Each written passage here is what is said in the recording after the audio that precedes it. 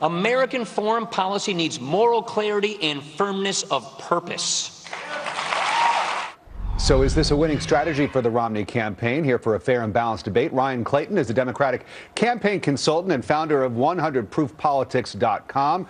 Ford O'Connell is chairman of Civic Forum PAC and former outreach director for John McCain's presidential campaign. Gentlemen, good to see you. So, Ford, first of all, how have the president's policies played a role in all of this?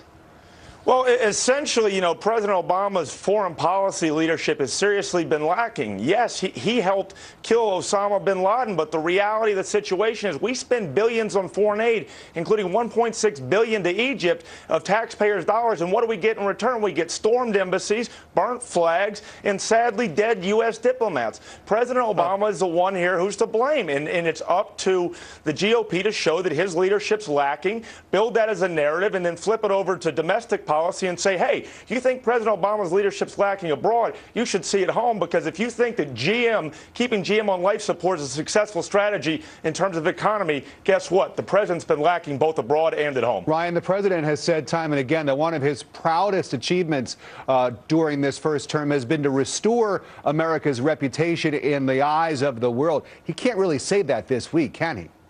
Well, President Obama handled this situation with gravity and grace. He handled this situation just as a president should. Mitt Romney, on the other hand, used this situation of a U.S. ambassador being assassinated. He used this situation to just prove that he's not ready to be president. And quite frankly, I think his campaign is now dead in the water. There's just no recovering from speaking ill of the dead who have served this country and lost their lives protecting and defending our interests. Ryan, you can spend this any way you want it, but President Obama put foreign policy front and center in Charlotte, and now we're seeing and getting a clear view that his foreign policy leadership is lacking. Now is the opportunity for the Romney-Ryan ticket to say not only is it lacking abroad, but to quickly, show a narrative and flip it back to the domestic economy and say not only is it lacking abroad, but it's also lacking at home. Well, look, all Americans condemn the attacks against the U.S. Embassy in Libya, and we mourn for those who lost their lives in service to our country. But we also reject the anti-religious bigotry of some people, and we reject the fact that some people are out there spewing hatred against other religions and provoking these attacks. We believe our country was founded but we are spending billions in foreign aid, and what are we getting in return for this foreign aid? We're getting stormed embassies, burnt flags, and dead diplomats. Ford, and that is how much all of this means in the minds of voters out there. Polls have shown that most folks have already made their minds up. A lot of states are already allowing in the next couple of days and weeks to have early voting is about to begin. Is this the kind of thing, the violence that's spreading not only in the Middle East but in other countries as well, is this the kind of thing that could actually sway this election?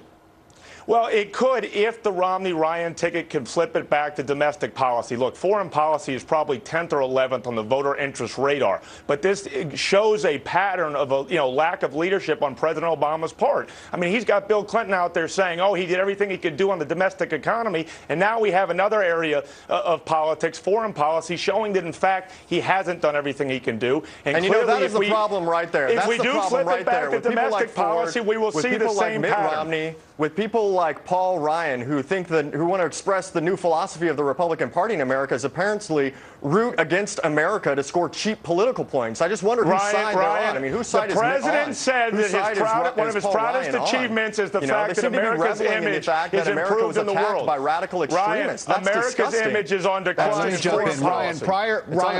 Ryan, prior to the violence this week, it seemed as though the president was on a little bit of a roll coming out of the Democratic convention. Some polls in some of the swing states showed him up within the margin of error, but still up.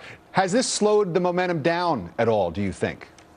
Well, again, I mean, President Obama has handled this situation just as a president should, and he's up in most of the swing state polls across the country. But that's not what's important here. What's most important here is that Americans' lives have been lost and that justice needs to be served to those who took those lives. And that's what President Obama is focused on right now. Rick, Ryan doesn't want to answer the question, so I will answer it for you. Ford, excuse me, what needs to happen is the Republicans in this country need to have some dignity and respect for the office of the United States president and the person who sits in that office right now, President Barack Obama. Ford, is there a danger here on the part of Republicans for appearing to politicize this matter, do you think? There's Yeah, I think always that Republicans are danger. trying to But switch what the forward. Republicans Ryan, have to that's put do forward. is they have to take what's going on abroad, shift it back to the domestic policy, and show that President Obama's leadership, both abroad and at home, has been lacking. And if they can do that, this is going to be their best opening between now and the debates to make the case that it's time for a leadership change, because President Obama, while a nice guy, has really been lacking overall in terms of leadership, both abroad and at home, with respect to the economy. Gentlemen, we're going to have to leave it there. We're out of time, but a good debate, and we'll have you both back on. We'll talk about this again. Ryan Clayton, Ford O'Connell, thanks again. Thanks Thank for having you. us.